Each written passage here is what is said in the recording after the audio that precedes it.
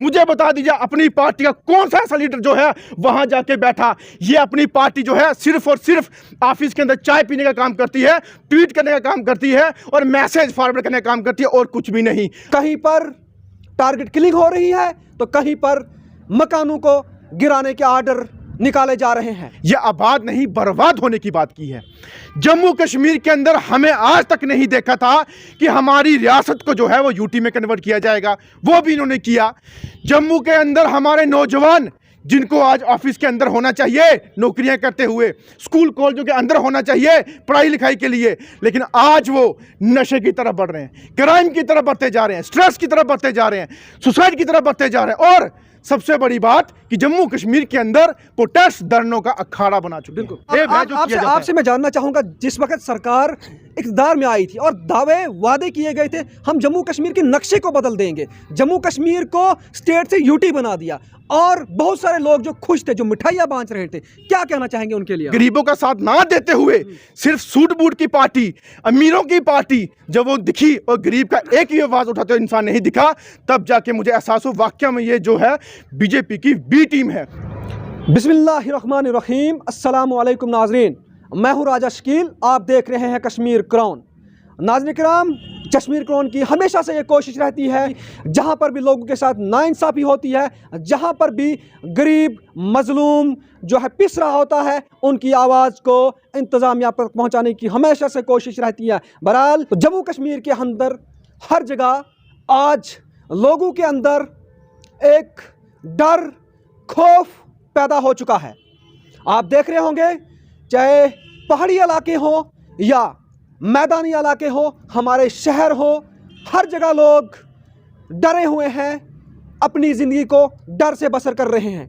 कहीं पर target killing हो रही है तो कहीं पर मकानों को गिराने के आर्डर निकाले जा रहे हैं। बहरहाल इस मुद्दे को लेकर हमारे साथ इस वक्त जम्मू कश्मीर के जम्मू शहर के एक यूथ लीडर मौजूद है। हम इनसे बात करने की कोशिश करेंगे, आखिर ये इस हवाले से क्या कहना चाहेंगे। सबसे पहले आपका खैर मकदम है, स्वागत है जी। बहुत बहुत शुक्रिया आपका शकील साहब। सर, जिस तरह से इस वक्त अगर देखा जाए जम्मू कश्मीर की हालात, हमारे नौजवान सड़कों पे हैं, हमारे जो इलाके हैं यहाँ इनको गिराने के आर्डर निकाले जा रहे हैं। आखिर आपसे जानने की कोशिश करूँगा, आप यूथ लीडर हैं, आप क्या ऑब्जर्व करते हैं, क्या कहना चाहेंगे इस हवाले से? देखिए, जैसे कि आपने बोला कि हम यूथ लीडर हैं, वाकई में यंग हैं, यूथ हैं, और हमेशा यूथ की आवाज़ जो है हम आए दिन कोई ना कोई मुद्दे पे उठाते रहते हैं। और यूथ जो है वो चाहे जम्मू कश्मीर हो चाहे पूरा देश हो, उसका फ्यूचर होता है। और जैसे कि जम्मू कश्मीर के अंदर 35 से 370 तोड़ने के बाद, स्टेट को यूटी में कन्वर्ट करने के बाद, जो जम्मू कश्मीर के अंदर हमारे सेंटर की सरकारों ने, जो जम्मू कश्मीर के कुछ बीजेपी के 20 से 25 जो एमएलए जीत के जो सेंटर में जाके उनके साथ बैठे के जम्मू कश्मीर का सौदा करके आए, मैं कहता हूं उन्होंने उसके बाद यानी कि यूटी बनने के बाद जो हमें सपने दिखाए, जो यूथ का फ्यूचर सिक्योर करने की बात की, जम्मू कश्मीर के अंदर डेवलपमेंट की बात की, जम्मू कश्मीर के अंदर नया सवेरा होने की बात की, जम्मू कश्मीर को चेंज करने की बात की, जो हमें लगता था कि जम्मू कश्मीर का आप बहुत ही उदार होगा, लेकिन जम्मू कश्मीर के अंदर इस तरीके की जो हरकतें आज की डेट में हो रही हैं, ये आबाद नहीं बर्बाद होने की बात की है। जम्मू कश्मीर के अंदर हमें आज तक नहीं देखा था कि हमारी रियासत को जो है वो यूटी में कन्वर्ट किया जाएगा, वो भी इन्होंने किया। जम्मू के अंदर हमारे नौजवान जिनको आज ऑफिस के अंदर होना चाहिए नौकरियां करते हुए, स्कूल कॉलेजों के अंदर होना चाहिए पढ़ाई लिखाई के लिए, लेकिन आज वो नशे की तरफ बढ़ रहे हैं, क्राइम की तरफ बढ़ते जा रहे हैं, स्ट्रेस की तरफ बढ़ते जा रहे हैं, सुसाइड की तरफ बढ़ते जा रहे हैं। और सबसे बड़ी बात कि जम्मू कश्मीर के अंदर प्रोटेस्ट धरनों का अखाड़ा बना चुके हैं। हमारी माताएं, बच्ची हैं, जिसको प्रधानमंत्री बोलते हैं बेटी पढ़ाओ बेटी बचाओ, तो आज हमारी बेटियां पढ़ने के लिए नहीं, बचने के लिए नहीं, रोडों पे धरने खा रही हैं, धरने लगा के आपके गुहारे लगा रही हैं, लेकिन आपकी जो है सरकार टस से मस नहीं होती, जैसे स्टेप मदर जैसा आप बिहेव है जो किया जाता है। आपसे मैं जानना चाहूंगा, जिस वक्त सरकार इक़्तिदार में आई थी और दावे वादे किए गए थे हम जम्मू कश्मीर के नक्शे को बदल देंगे, जम्मू कश्मीर को स्टेट से यूटी बना दिया, और बहुत सारे लोग जो खुश थे, जो मिठाइयाँ बांट रहे थे, क्या कहना चाहेंगे उनके लिए आप? देखिए, जो आपने अच्छी सवाल पूछा, नक्शे से तो उन्होंने चेंज कर ही दिया जम्मू कश्मीर को, जम्मू कश्मीर के लोगों को और उनकी किस्मत, उनके फ्यूचर को। लेकिन सबसे बड़ी बात कि जब वो लोग नाच रहे थे, चाहे दिल्ली में थे चाहे यहाँ थे, लड्डू मिठाइयाँ बांट रहे थे ढोल नगाड़ों के साथ, मैं उनसे एक चीज़ पूछना चाहता हूँ कि जरा आज भी आप उन मासूम लोगों के घर पे जाइए जिनके घर टूटने के कगार पे हैं। आज उन लोगों के पास जाइए ढोल नगाड़े लेके, जो आज अपना धरना प्रदर्शन करके अपनी डिमांडों को पूरा नहीं करवा रहे। आप जाइए उनके पास, ऑल रिजर्व कैटेगरियों के पास, जो अपनी मौत का तांडव देखते हुए भी वहां जाने के लिए मजबूर आज हुए हैं। उनके पास जाइए, हमारे नौजवानों के पास जिनका फ्यूचर आज पूरा का पूरा मिट्टी में मिला चुके हैं। 4 साल से हमारे नौजवान जो आज रो रहे हैं अपने रोजगार के लिए, उनके पास जाके नाचिए। उनको नाच, अब खा गए लड्डू डोल, अब आके बताओ, आपके सामने आपको ही डोल बना के नहीं बजाया तो हमारा नाम भी सन्नी कांचे भी ना, हमारे यूथ का नाम नहीं। आपसे मैं जानना चाहता हूँ, जिस तरह से टारगेट किलिंग आपने देखा होगा कुछ ही रोज़ पहले जो रजौरी के अंदर एक बहुत दर्दनाक हादसा पेश आया। आखिर जम्मू कश्मीर के, अगर जम्मू कश्मीर सरकार हो या जो इस वक्त मौजूदा सरकार है, ये दावा कर रही है कि हमारे पास इतनी फौजें हैं, इतनी सिक्योरिटीज़ है, इतनी एजेंसियां, आखिर टारगेट किलिंग क्यों होती है फिर? देखिए, 6 से 7 लाख हमारे जम्मू कश्मीर के अंदर आर्मी या बेल्ट फोर्स है। अगर 7 लाख होने के बावजूद भी हमसे 200 से 300 जहां दहशतगर्द जो भी बताया जाता है कि हमारी एजेंसी के जरिए वो नहीं खत्म होते, तो मुझे बताइए वो 7 लाख आर्मी या हमारी डिफेंस फोर्सेस क्या कर रही है यहां बैठ के? मुझे बताइए, रजौरी डांगरी गांव के अंदर जो एक दर्दनाक हादसा हुआ है, जिससे हर एक कौम का आदमी, हिंदू मुस्लिम सिख ईसाई, वो तक कांप उठे हैं, वो तक अपनी आवाज़ उठा के वहां पे बैठे हैं कि ऐसा किसी के साथ भी नहीं होना चाहिए।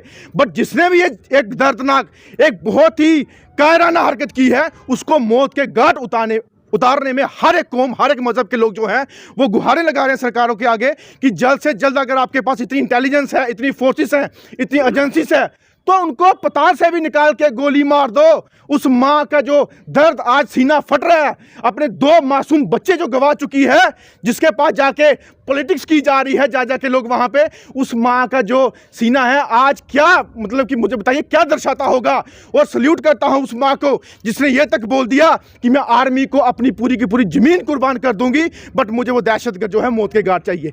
देखिए, अगर भरोसा होता हमारी सरकारों पे तो नाम लेती वो सरकार का, लेकिन भरोसा था आर्मी पे, तभी आर्मी का नाम लिया। तो सरकारें क्या कर रही हैं फिर? मुझे बताइए, सरकारों को अगर इंसाफ नहीं दिलाना तो फिर इनके पास जाते क्यों हैं लोग? क्यों ऐसी सरकारों के पास वोट डाल के उनको कुर्सियों में बिठाते हो?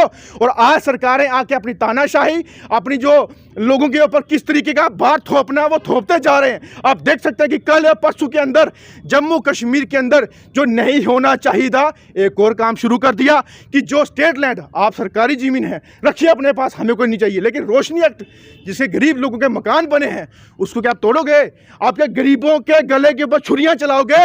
उन मासूम लोग जो बेचारे तिनका तिनका करके मकान बनाए हैं आज, क्या उनके मकान तोड़ोगे? ये बोलते हो प्रधानमंत्री आवास योजना ये बनाई है ना, तोड़ने की योजना क्यों बना रहे हो फिर आप लोग? जहां पे खाली है वहां पे ले लो, लेकिन जिन गरीबों का मकान जो बना है उनको तोड़ने का काम नहीं करना। अगर आपने ऐसा काम किया, पूरी पब्लिक उठ के जम्मू कश्मीर के अंदर जन से लाभ ला के आपकी सरकारों के दरवाजे तोड़ के अंदर घुसेगी। सनी साहब, जिस तरह से आप किसी सियासी पार्टी के साथ मुंसलिक थे, अपनी पार्टी जो मैंने पहले ही कहा, आखिर आपने उससे कुछ रोज पहले रिजाइन कर दिया, आखिर क्यों रिजाइन किया? क्या लगा आपको? आप पार्टी के अंदर जाना, उसके बाद रिजाइन करना, क्या लगा? देखिए, सबसे पहले एक बात बोलना चाहूं कि जम्मू कश्मीर के अंदर अपनी पार्टी को जो है बी टीम का टैग दिया जाता था। बिल्कुल। मेरे को काफी लोगों ने बोला कि आप बी टीम में हो, बी टीम में हो।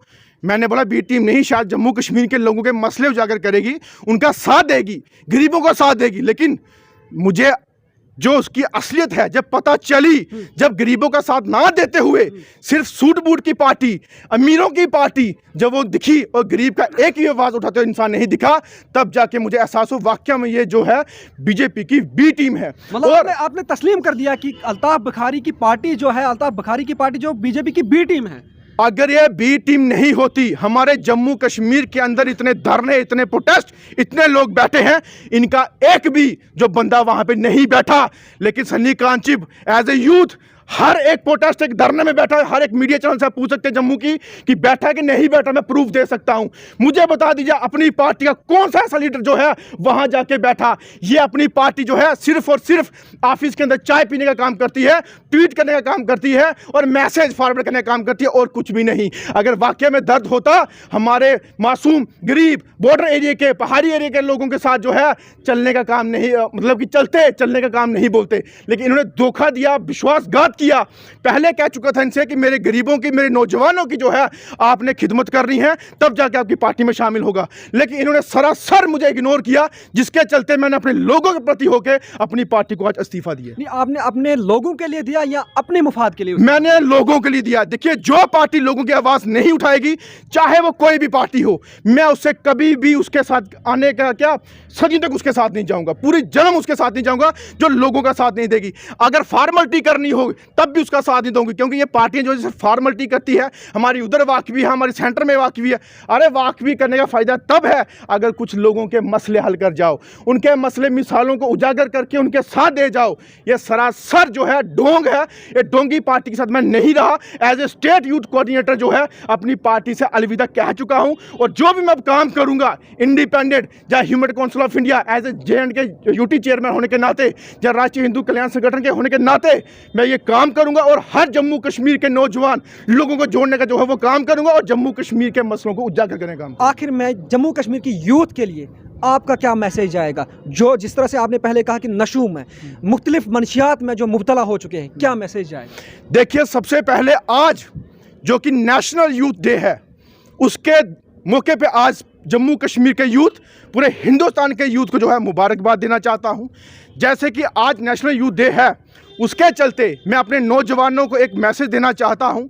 देखिए, हमारे देश के अंदर शहीद भगत सिंह जैसे, हमारे राजगुरु जैसे, चंद्रशेखर आज़ाद जैसे और भी हमारे नौजवान जिन्होंने देश के लिए कुर्बानियाँ दी, कुर्बानियाँ देने के बाद सुनहरे अक्षरों में उनका नाम लिखा जाता है और दिलों में, हर एक यूथ के दिलों में वो है बसते हैं।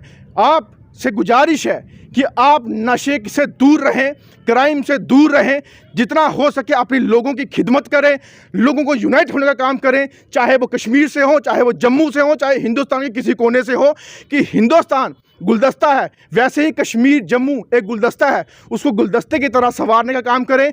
अपने एरिया, अपने मोहल्ले में किसी मासूम, किसी मजलूम, किसी गरीब की जो आवाज़ है वो बन के आगे आएँ। और जो ऐसी सरकारें जो किसी के साथ ताकती और तानाशाही वाली काम करें, उनके खिलाफ खड़े होकर जम्मू कश्मीर को बचाने का, अपने देश को, अपने वतन को, या अपनी रियासत को बचाने का वो काम करें, उससे दूर रहें। जय हिंद, जय भारत। बहुत बहुत शुक्रिया, बहुत बहुत शुक्रिया। आपने इनकी ज़बानी सुना कि जम्मू कश्मीर के अंदर जो भी सियासी पार्टी है, जो भी सियासी पार्टियां आ रही हैं, सिर्फ और सिर्फ लोगों को बेवकूफ़ बना रहे हैं। लोगों के जो बुनियादी काम है, लोगों के जो सहूलियात है, जो काम उन्होंने लोगों के करने थे वो नहीं करते हैं, दिखावे के अलावा वो कुछ भी नहीं करते हैं। और इन्होंने जो इस्तीफ़ा दिया है वो इस बुनियाद पर दिया है, जिस तरह आपने सुना इनकी ज़बानी, कि मैं चाहता हूँ लोगों के काम करने, लेकिन हमारी सियासी जमातें जो हैं वो उन वादों पे, उन मुद्दों पे नहीं उतरती है, इसलिए हमने इस पार्टी को छोड़ दिया और हम अकेला ही लड़ेंगे, अकेले ही यूथ के लिए, लोगों के लिए काम करेंगे। बहरहाल इसी तरह की मज़ीद अपडेट के लिए